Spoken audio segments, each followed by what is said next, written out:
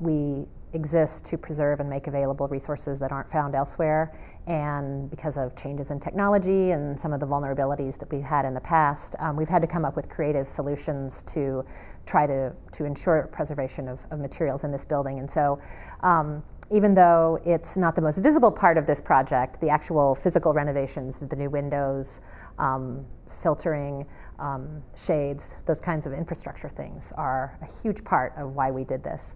That allows us to make resources available, I think, with a much better sense of stewardship.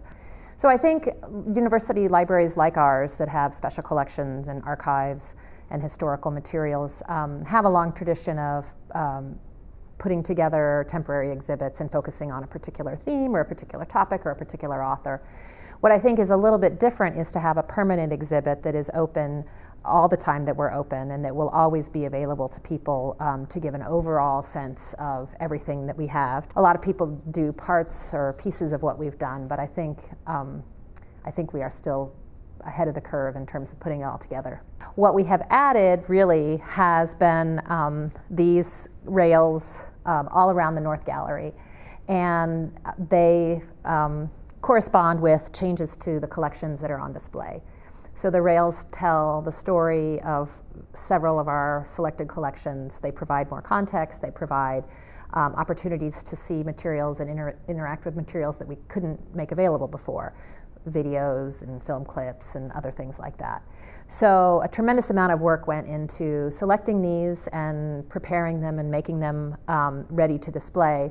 I hope people will come to the building and they will walk through this space and they will learn something about our collections, they will learn something about the history of the written word, they will learn something about the history of the university. I think what this space now allows us to offer is people can go at their own pace. They can walk in for 10 minutes or 2 hours.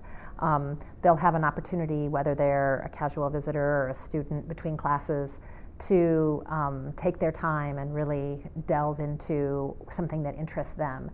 There's just so many interesting things on display and in our interactive elements, and it's just a tiny, tiny bit of what we have here.